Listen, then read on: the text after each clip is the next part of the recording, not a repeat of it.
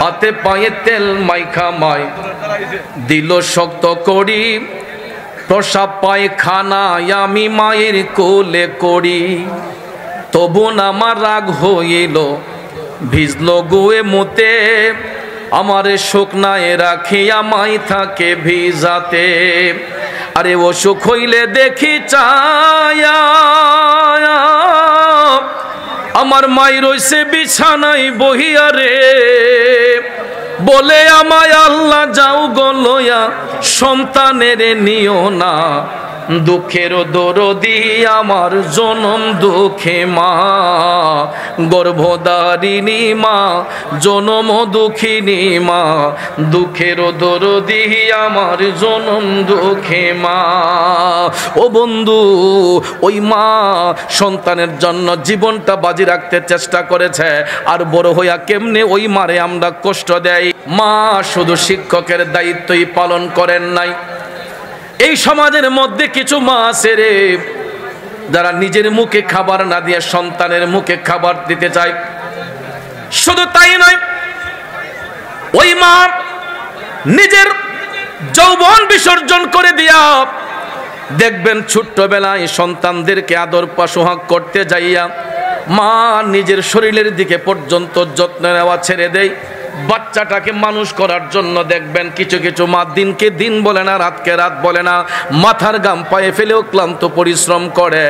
সন্তানের গায়ে যদি একটু জ্বর আসে, সন্তান যদি একটু অসুস্থ হয়, ওই মা দেখবেন সন্তানের জন্য জীবনটা দেওয়ার জন্য সারাটা রাত বাচ্চার পাশে পাশে বইসা থাকে, বাচ্চার কাছে বইসা থাকে। এই এভাবে মাহফিলের মাঝখান দিয়ে হাঁটতেছেন কেন? একটা লোক উঠবেন না, বসেন। হাতে পায়ে তেল মাইখা মায় দিল শক্ত করি, প্রসাব পায়খানা আমি মায়ের কোলে করি। তবু আমার রাগ হইল ভিজলো গুয়ে মুতে, আমারে শুকনায় রাখিয়া মাই থাকে ভিজাতে। আরে অসুখ হইলে দেখি চায়া আমার মাই রইছে বিছানায় বহিয়া রে, বলে আমায় আল্লাহ যাও গো লইয়া সন্তানের নিও না, দুঃখের দরদি আমার জনম দুঃখে মা, গর্ভধারিণী মা জনম দুঃখিনী মা, দুঃখের দরদি আমার জনম দুঃখে মা। ও বন্ধু, ওই মা সন্তানের জন্য জীবনটা বাজি রাখতে চেষ্টা করেছে, আর বড় হইয়া কেমনে ওই মারে আমরা কষ্ট দেয়। বন্ধুরা আমার, হাদিস শরীফে আল্লাহর হাবিব মাকে 3 বার সম্মানিত করার কারণ, প্রথমবার মার গর্ভে 10 মাস 10 দিন ছিলাম, 2 নম্বর কারণ আমরা মায়ের স্তন থেকে দুধ পান করেছি, 3 নম্বর কারণ হলো মায়ের আদর সোহাগ ভালোবাসা আমরা পেয়েছি, যেই কারণে আমার মদিনার কামলিওয়ালা নবী হাদিস শরীফে 3 বার মাকে সম্মানিত করেছেন। এবার আসুন সাহাবীর চতুর্থ প্রশ্নের জবাবে আল্লাহর হাবিব সাল্লাল্লাহু আলাইহি ওয়াসাল্লাম বাবার সম্মান বৃদ্ধি করেছেন কয়বার? কয়বার? একবার বাবার সম্মান দেওয়াতে বাবা ছোট হয়ে যান নাই। আমার যুবক বন্ধুরা, বাবাজিরা, মা দুঃখিনীকে 3 বার সম্মান দিয়া যেই মর্যাদা দেওয়া হয়েছে, বাবাকে একবার সম্মান দিয়া তার দ্বিগুণ মর্যাদা বাড়িয়ে দেওয়া হয়েছে। কারণ হলো বাবা হচ্ছেন জন্মদাতা। সুবহানাল্লাহ কোন। মায়ের সাথে যদি বাবার মিলন না হইতো, আমি সন্তান মায়ের ভবে আসতাম না, মায়ের রক্ত মাংস খাইতাম না, মায়ের স্তন থেকে দুধ পান করতাম না, মায়ের আদর সোহাগ ভালোবাসা কিছুই পাইতাম না। একমাত্র পেয়েছি আমার বাবার কারণে। কথা বলেন ঠিক না বেঠিক? বন্ধুরা আমার, বাবা শুধু জন্মদাতাই নয়, ওই বাবা সন্তান জন্ম দেওয়ার পরে বাচ্চার ভবিষ্যৎ সুন্দর করার জন্য সমাজে কিছু কিছু বাবা দিনকে দিন বলে নাই, রাতকে রাত বলে নাই। দেখবেন বাচ্চার রিজিকের ব্যবস্থা করে দেওয়ার জন্য এমন কিছু বাবা আছে, এই যে সামনে পৌষ মাসটা আমাদের কাছে আসতেছে, দেখবেন পৌষ মাসে শীতের মধ্যে বাবা হাঁটু পর্যন্ত কাদার মধ্যে নাইমা নিজে পরিশ্রম কইরা জমিনে কাজ করে সন্তানদারে কম্বলের নিচে শোয়া রাখে। ঠিক কিনা কন? আসেনি এমন বাবা? নিজে জমিনে গিয়া কাজ করে। ছেলে যদি কাজ করতে যায় কয় নাফুত তুই পড়াশোনা কর, আমি কাজ করে তোরে খাওয়াইমু। এমন বাবা আছে না? শুধু তাই নয়, আরো কিছু কিছু দিন মজুর বাবা আছে, সারাটা দিন জমিনের মধ্যে হাল চাষ করে, কেউ তরকারির ব্যবসা করে, কেউ মুদিমালের ব্যবসা করে। সারাটা দিন কাজকর্ম করার পরে বাবার হাতে যেই লভ্যাংশ আসে, ঘরে আসার সাথে সাথে ছেলে ডাক দিয়া কয় আব্বা আমার 50 টাকার দরকার, আমার 100 টাকার দরকার। একবার যদি আব্বা মুখ দা না করে, ছেলে যদি আরেকবার ডাক দিয়া কয় না করে, আরেকবার ডাক দিয়া কইলে বাবা কয় নাফুত নে টেহা নে।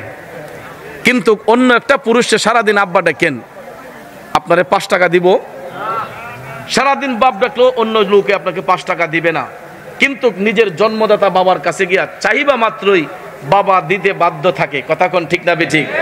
এটা নিম্ন শ্রেণী হোক, মধ্যবিত্ত হোক, হাই শ্রেণীর হোক, চাহিদা অনুসারে বাবা সন্তানগুলার চাহিদা পূরণ করে। কথা কোন ঠিক না বেঠিক? অবস্থার পরিপ্রেক্ষিতে প্রত্যেকটা বাবা তার সন্তানের চাহিদা পূরণ করে। ভাইয়ের আমার, কিছু কিছু বাবা আছে ছেলের টাকা দিয়ে প্রাইভেট কার কিনে দেয়, আরো কিছু কিছু বাবা আছে যদিও প্রাইভেট কার কিনে না দিতে পারে, দেখবেন একটা বাইসাইকেল হইলেও কিনে দেওয়ার চেষ্টা করে। যার যার অবস্থা অনুসারে প্রত্যেকটা পরিবারের বাবারা চেষ্টা করে তার বাচ্চাকে সুখে রাখতে, কিন্তু বিনিময়ে কষ্ট ছাড়া বাবা ছেলের কাছ থেকে কিছু পায় না। খুব কচিতে ভালো ছেলেগুলা পাওয়া যায়।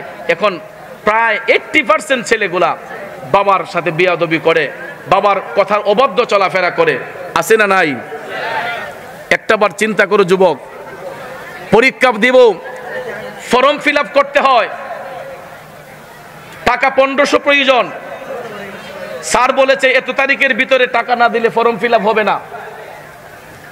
এখন ছেলে আসছে বাসায়, আইসা বাবাকে বলতেছে আব্বা ফর্ম ফিল আপ করতে হবে, টাকার প্রয়োজন। মেয়ে গিয়া ডাক দিয়ে কইছে আব্বা আমারও তো ফর্ম ফিল আপ লাগবে, আমারও 1500 লাগবো। ছোট জনে গিয়া কয় আমার 1200 লাগবো।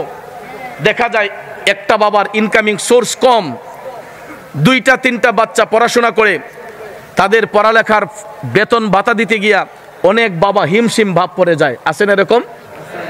মধ্যবিত্ত পরিবারের বাবাগুলা না পারে কারো কাছে হাত পাততে, না পারে সন্তানের চাহিদা পূরণ করতে, নীরবে নিস্তব্ধে কান্না করে। এখন পর্যন্ত এমন কিছু বাবা আছে না পারে বাচ্চারে কইতে, না পারে নিজে সইতে। কারণ গরিব লোক যারা একবারে গরিব, এরা খুব আরামে চলতেছে, দিনে আনে দিনে খাইতেছে। আবার যারা টাকাওয়ালা লোক, এরাও খুব আরামে চলতেছে, খাইতেছে। মাঝখানে জেলে আসে, এরা ধ্বংস হয়ে যেতেছে গা। বাজারে গেলে দেখা যায় পেঁয়াজের দাম কেমন, তেলের দাম কেমন, নিত্য প্রয়োজনীয় জিনিসের দাম কেমন। তরকারির বাজারে এমন দিনে তরকারি এত সস্তা ছিল, ব্যাগ ভরে ভরে ঘরে আনা গেছে।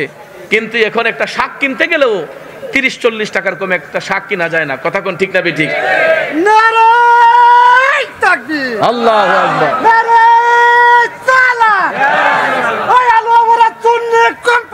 জিন্দাবাদ জিন্দাবাদ।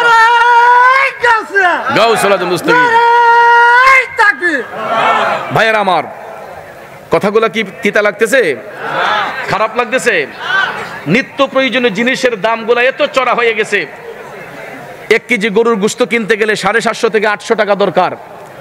তাহলে সীমিত আয়ের মানুষগুলা এরা কিভাবে 1 কেজি গরুর গোশত কিনে খাবে? ছেলেগুলা, ছেলে মেয়ে বাবার কাছে আবদার করে আব্বা আমরা গরুর গোশত দিয়ে ভাত খাবো। এখন বাবা তো জীবন দিয়ে চেষ্টা করতেছে বাচ্চাকে গরুর গোশত কিনে খাওয়াবে। 1 কেজি গরুর গোশত কিনলে তো বাবার পকেটের টাকা শেষ, বাকি বাজার করবে কি দিয়ে? যুবক ভাইয়ার আমার, তারপরে দেখবেন ছেলে মেয়ের চাহিদা পূরণ করার জন্য ওই বাবা গরুর গোশত থেকে নিয়ে, বোয়াল মাছ থেকে নিয়ে, রুই মাছ থেকে নিয়ে তৈরি তরকারি, আসবাবপত্র, ছেলে মেয়ের পড়াশোনার খরচ দিয়াও পরিবারটাকে টিকিয়ে রাখতে চেষ্টা করতেছে। এমন বাবা এই সমাজে আছে না নাই? এই বাবার মনে যদি কোনো সন্তান কষ্ট দেয় তাহলে তার কি ভালো হবে না খারাপ হবে? জোরে কোন, ভালো না খারাপ হবে?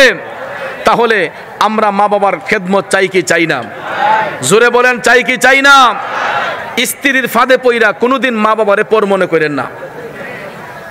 যুবক ভাইয়েরা আমার, এই সমাজের মধ্যে সব শূন্যস্থান পূরণ করা যায়, দুইটা শূন্যস্থান কোনোদিন পূরণ করা যায় না। কারণ ভাই মারা গেলে আরেকটা ভাইরে ভাই ডাকা যায়, বোন মারা গেলে আরেকটা বোনরে বোন ডাকা যায়, বন্ধু হারাইয়া গেলে আরেকটা বন্ধু পাওয়া যায়, স্ত্রী মারা গেলে আরেকটা স্ত্রী পাওয়া যায়।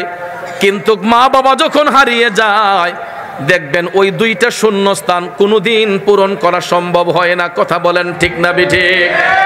মা বাবা যখন হারিয়ে যায় এই দুইটা শূন্যস্থান পূরণ করা সম্ভব হয়। কারণ মার আসনে অন্য একটা নারীকে বসাইলে নিজের মার মতো কি স্বাদ পাওয়া যায়? বাবার আসনে অন্য একটা পুরুষরে বসাইলে নিজের বাবার মতো কি স্বাদ পাওয়া যায়? ভাইয়ার আমার, এই জন্য সব কিছু পূরণ করা গেলেও মা বাবার আসন কেউ পূরণ করতে পারে না। যুবক ভাইয়ার আমার, এই জন্য যার ঘরে মা আছে বাবা আছে, আমি বিনয়ের সহিত বলবো ওই মা বাবার সঙ্গে কখনো চোখ রাঙ্গাইয়া কথা বলবেন না। সব সময় মা বাবার খেদমত করবেন, মা বাবার সঙ্গে ভালো আচরণ করবেন। আর বিশেষ করে সন্তানগুলোকে আমি তাকিদ করব, যাদের মা বাবা দুনিয়াতে নাই, বেশি না পারেন অন্তত সপ্তাহে একবার হলেও, অন্তত জুমার দিনে হলেও ওই মা বাবার কবরের পারে যাইয়া একটু চোখের পানিটা দিয়া বলবেন, ওয়াকুর রাব্বির হামহুমা কামা রাব্বায়ানি সগীরা। আল্লাহ, আমার মা বাবার উপর রহম হয়ে যাও, দয়াশীল হয়ে যাও, যেমনি ভাবে আমার মা বাবা ছোট্টবেলা আমি সন্তানকে লালন পালন করেছে, আদর সোহাগ করেছে, আল্লাহ গো আমি কচি শিশুর মতো আমার মা বাবারে তুমি লালন পালন করো। সন্তান যখন অন্তত সপ্তাহে একদিন মা বাবার আত্মার মাগফিরাত কামনা করে কোরআনে পাকের এই আয়াত তেলাওয়াত করবে, আল্লাহ রাব্বুল আলামিন ওই মা বাবার কবরে আযাব বন্ধ করবে, সাথে সাথে ওই মা বাবার কবরের মধ্যে শান্তি দান করবে। ঠিক কি না? এই জন্য দুনিয়াতে সন্তান রেখে যায়, নেক সন্তান রেখে যায়। কারণ তা যারা মা বাবার আত্মার মাগফিরাত করে, যারা কবরবাসীর আত্মার মাগফিরাত করে, এই জন্য মানুষ দুনিয়ার জমিনে সদকায়ে জারিয়া হিসেবে এই সন্তানগুলাকে রেখে যায়। ভাইয়েরা আমার, আজকে যেই হালুয়াপাড়া সুন্নি যুব সংগঠনের ভাইয়েরা এরা যে এই মাহফিলটা করেছে, এই মাহফিলের সওয়াব কি শুধু আমরাই পাবো না কবরবাসীরাও পাইবো? আমরা যেমন পাবো কবরবাসীরাও এর জাযা পাবেন। কারণ আজকে আমরা যেমন এই মাহফিল হওয়াতে খুশি, এই এলাকার কবরবাসী রুহু আজকে আরো বেশি খুশি।